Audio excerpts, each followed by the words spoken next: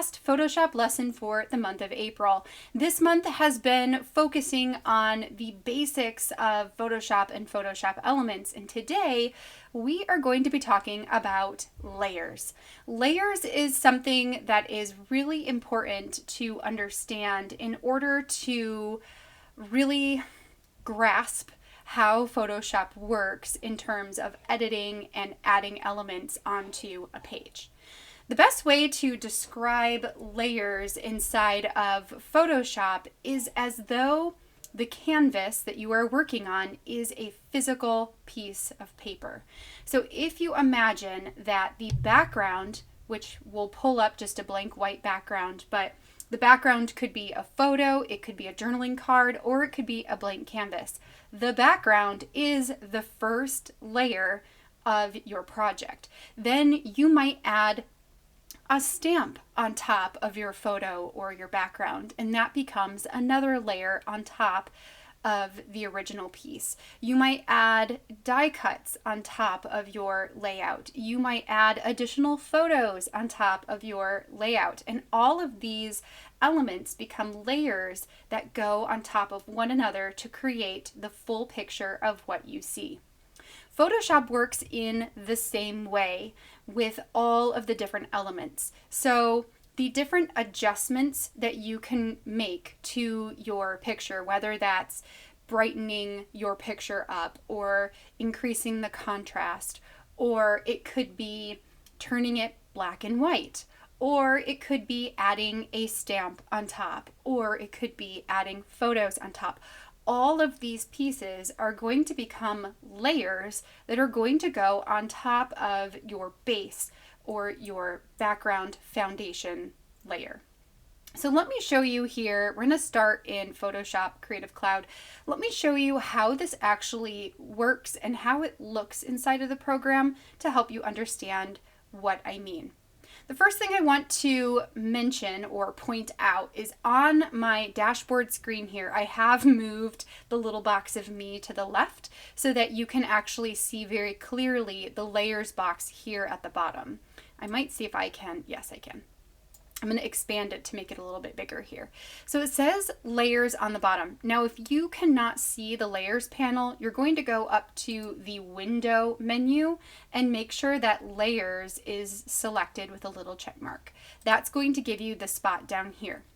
Now, let's open up a blank new canvas. So I'm going to hit Control N or Command N to bring up my page here. This time, I'm going to create a bigger canvas. Let's go with an 8.5 by 11 inch canvas at the 300 pixels per inch, and we will go ahead and create that. So in my layers panel down at the bottom, you can now see this white background, and it actually has the text on it that says background with a little lock. The little lock down here just means that this piece is locked in as being the background for our document. Now let's go ahead and open up another piece that we can put onto the canvas here. So let me grab maybe this journaling card. I'm going to double click to open it up. Okay, so now we have a journaling card. This is from the Ali Edwards Begin Story Kit. This is a 6 by 4 canvas, which is quite a bit smaller than our 8.5 by 11. I'm going to start by selecting the entire thing. So I'm going to hit Control or Command C. Nope, sorry. Control or Command A in order to select all of it, and then Control or Command C to copy it. If you don't want to use hotkeys, you can go up to Select and All, and then Edit and Copy. Let's go back over to our 8.5 by 11 canvas here, and we're going to paste, which is Control or Command V, or you can go to Edit and Paste. And now our journaling card is here on top of our 8.5 by 11 inch canvas. What I want to point out here is in the layers panel, we now have the background layer, which is at the bottom with our journaling card on top. So our journaling card has become a layer that's gone on top of our background canvas, just like if this background canvas were a piece of cardstock and we put the journaling card on top of it. That is now a layer on top of the background. I can move this around to wherever I want it to go, and Easy peasy, that is that. Now let's go ahead and open up an additional piece from the Begin Story Kit. Let me grab a chipboard and maybe we'll go with, sure, Begin Again. Okay, so once again, I'm going to select all of it. I'm going to make sure I've got my layer selected down here. Okay, so this is something a little finicky on Photoshop. You do have to have the layer selected in your layers panel in order to copy it to your clipboard. So I will copy it now that I have that selected. We'll go back to my 8.5 by 11 inch paper and I'm going to paste it onto the canvas here. Now, this has pasted in as layer number 2. So the way that these are ordered is that layer number 1 is underneath layer number 2, but on top of our background. Layer number 2 is technically the very top layer. So this means if I were to move the Begin Again chipboard on top of the journaling card here, layer 2, you're still going to see the Begin Again chipboard on top.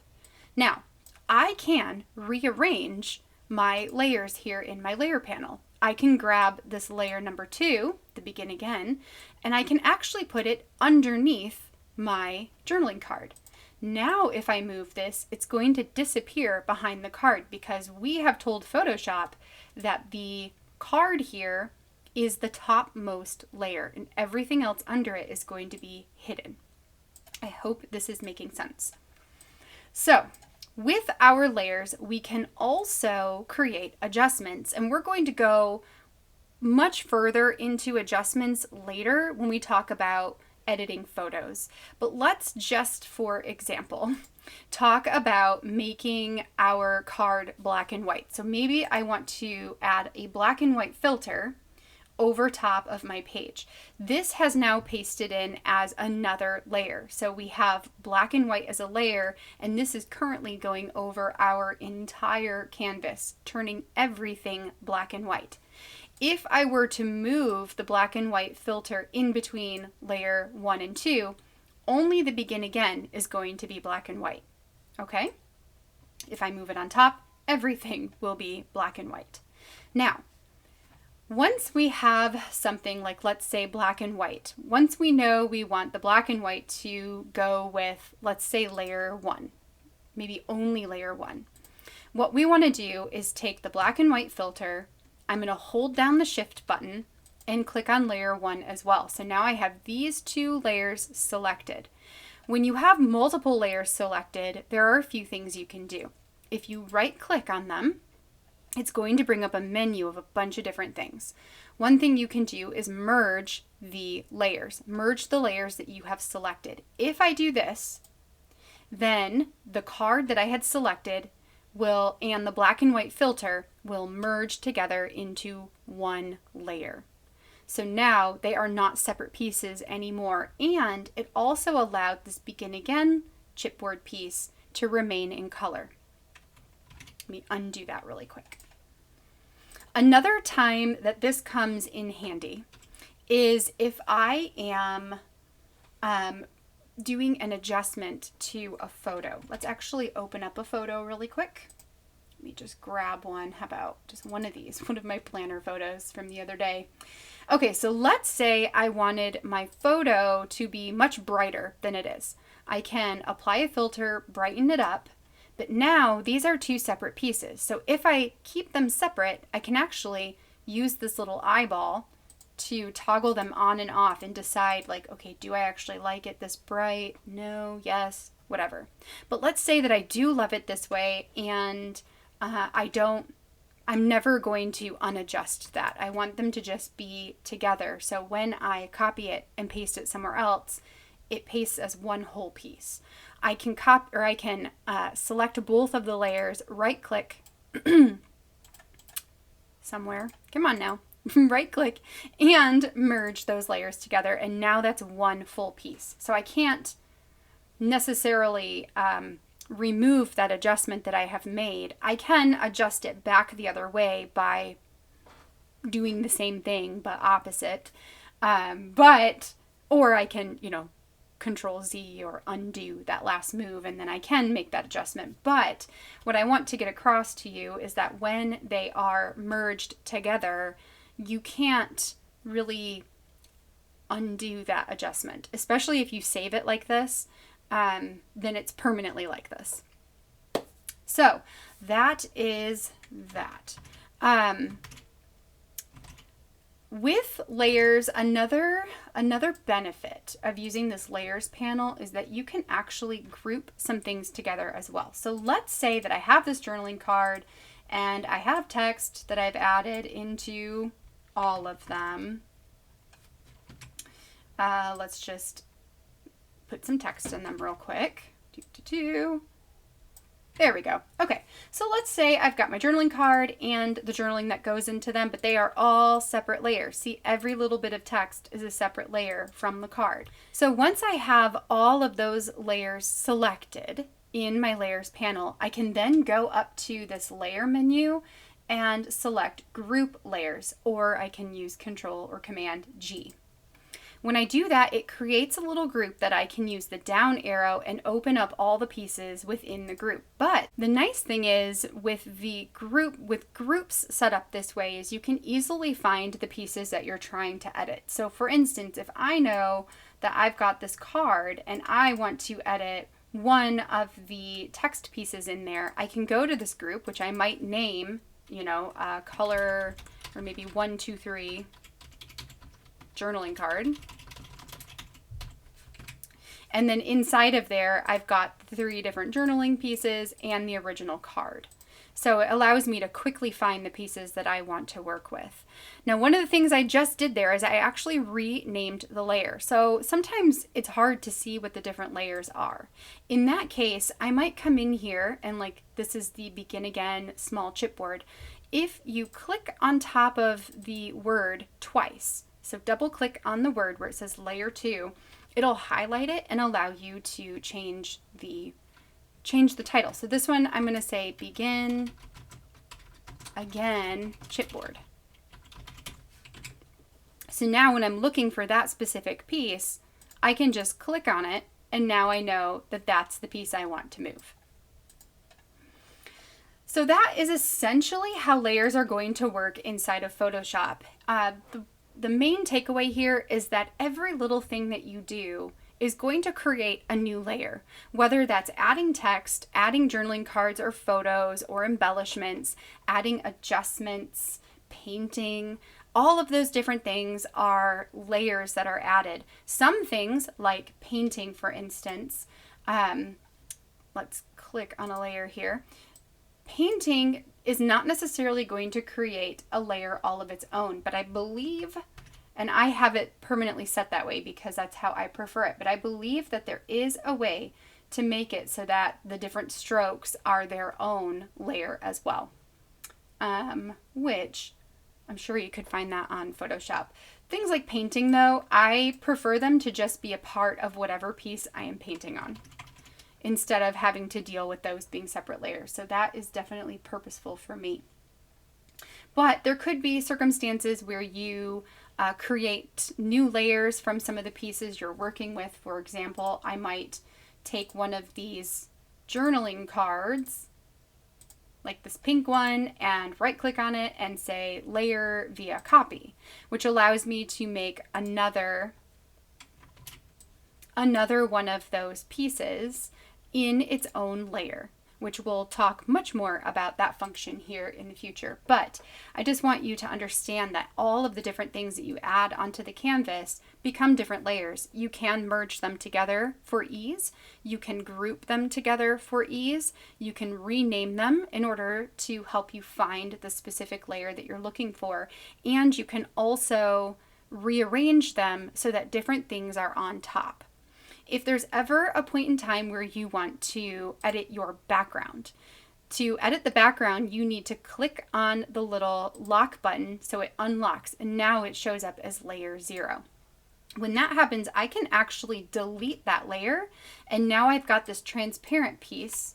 That is not what I meant to do. This transparent piece behind here. So I could still essentially print this out. on like white cardstock or something like that, because there is no background, it would just print on white. But if you wanted there to be a background color or that sort of thing, you definitely want to have a background. If you delete your background and decide, you know, I actually want a background, you can create a new layer by going up to the Layers panel, select New and Layer, and it's just going to give it a name. You can put that all the way down to the bottom, right click on it, and then, nope, not right click on it. You just want to highlight it, and then you're going to go up to Layer, New, and then Background from Layer, and that's going to turn that one into a background. So then you can get your background back. All right, let's really quickly go over to Elements so I can show you how the Layers panel looks inside of Photoshop Elements. For this one, let's start the same way by creating a new canvas. Let's do the same thing with 8.5 by 11 inches, and here is our canvas. So the Layers panel here is this entire right-hand side. Again, if you can't see this, you're going to go to Window and Layers in order to open this up. When you add new pieces, so let's open up a journaling card and let's do the same. We're going to select all of it. We're going to copy it, and then let's bring it over to our main canvas and paste it on there. When we paste it onto the canvas, you can see here that we're going to start getting the same layering happening. So we've got the background white layer, then we've got the layer on top of that, which is this journaling card. If I were to open up another journaling card, how about this one? We will select all of it and copy it and paste this. Then you're going to see that layer 2 goes directly on top of layer 1. Because layer 2 is on top and they're both the same size, layer 2 is essentially totally covering up layer 1, but we can move these pieces in order to have them both show up on the canvas. If we were to do things like adjustments, same as Photoshop Creative Cloud, those also show up as layers as well. And then we have the same capabilities of highlighting more than one, and we can merge them together to create one full layer, or we can create a group from the layers by selecting Group from Layers.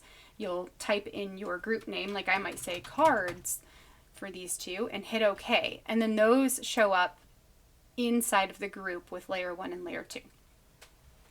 All right, friends, I hope this has made some sense to you.